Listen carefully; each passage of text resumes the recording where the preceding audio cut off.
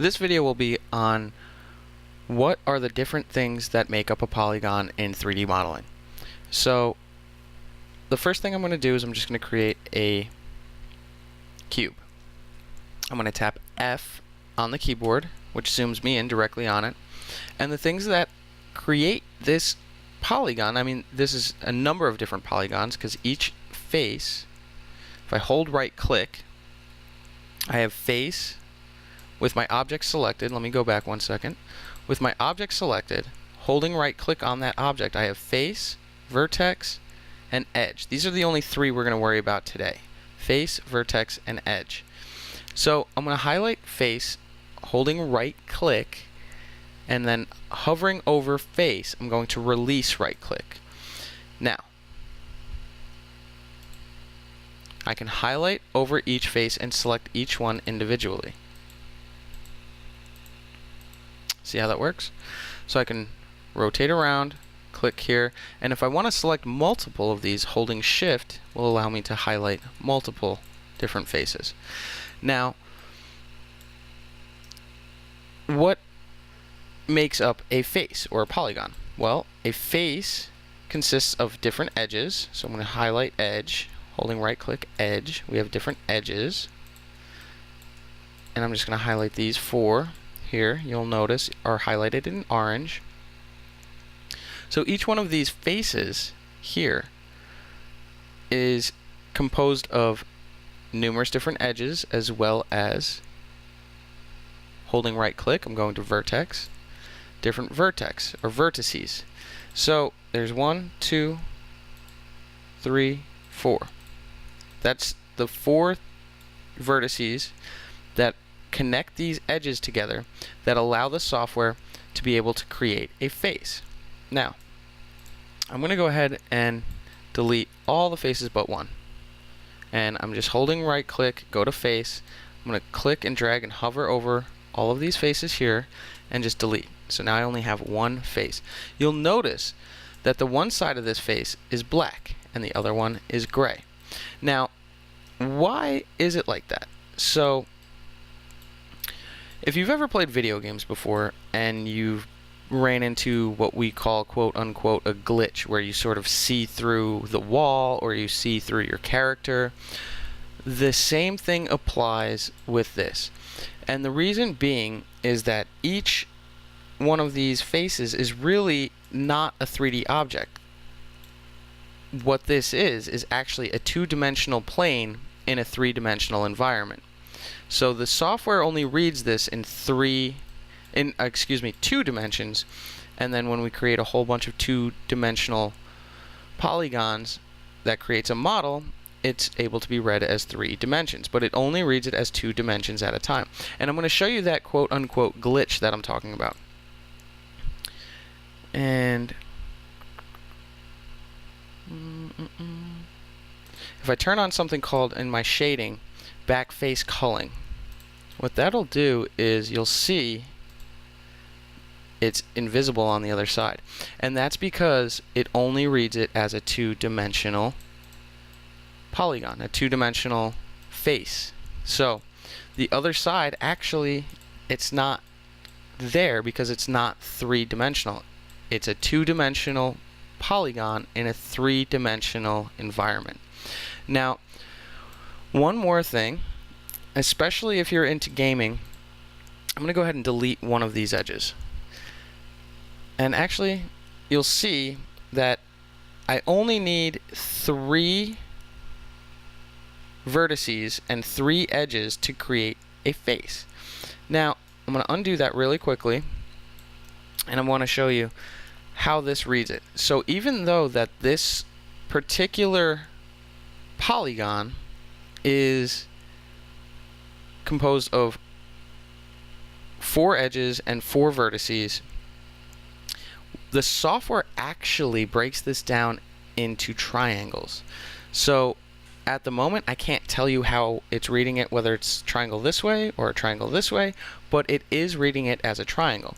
And if you're a gamer, you'll know that video games, they go by tries or triangles, where we build in quads It might be a little technical for you, but we build in quads because it's easier for us as modelers to model something in squares, basically. Triangles can get confusing. Later on, when things get exported to games or whatever it might be, a different software, all these 3D modeling softwares read these as triangles. It's just how it is. And I'm going to go ahead and show you right now what I mean by that. So I'm bringing this edge back, but you'll notice, here we go, it's separating it. The triangle is right here. So this is one triangle and this is another. Now, I'm going to show you really quickly. You'll notice, if you can't see it, it's breaking it down into triangles, and it's separating it from here to here. And I'll get to what that tool does in a second. It's just to visually show you what the software is doing. So now you can see how it's breaking that into triangles. Okay, I'm going to undo that. And I'm going to just grab a different one and just show you. Let's bring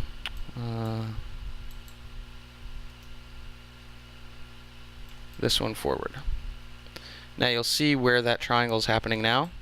It's going from here to here, and it's bringing it down in a different sort of direction. So I'm going to go ahead and create that line again just to visually represent what the software is doing.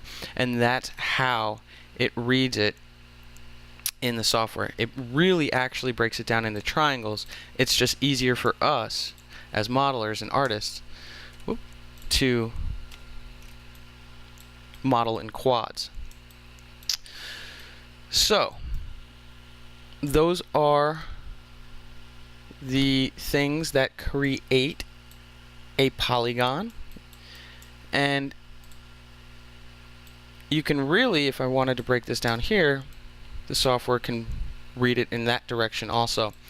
But just so you're aware, you do not want to have, when modeling in the future, vertices that really don't create any type of purpose, if you will. So I'm going to go ahead and take this edge out and delete it, but the vertice is still there. So as the semester goes on and you start getting into a lot of complicated models, if you will, you don't want to have too many objects that consist of shapes such as this with so many vertices, because it can get really complicated for the software, especially on really complicated models where it doesn't really know how to break down these triangles. And the more computations it needs to do to represent this in the software, in the viewport, the more likely it has the chance to crash. So if you see something like that happening, you want to at least try to break it down into triangles. I know it's a bit early to sort of get into what is known as topology, but just so you're aware, if your software starts to crash at any point during the semester, and it could be because your models are too sophisticated in edges, vertices, and faces, where it's difficult for it to break it down and sort of figure out how it's trying to visually represent it in the software without actually having these edges in. So it will help if you need some complicated shape such as this. This is 1, 2, 3, 4, 5 triangles, but it's in a pentagon shape here, at least from this angle.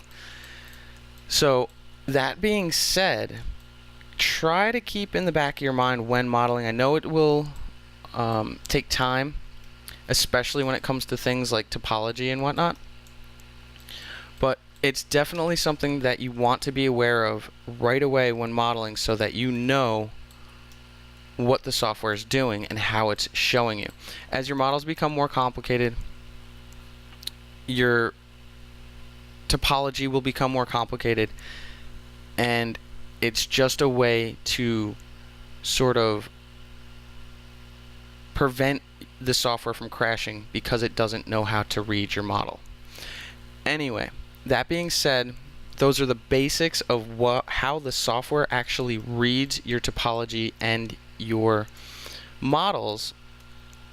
So keep it in mind while you're modeling throughout the semester, and if you have any questions on this particular subject at any time, go ahead and shoot me a message.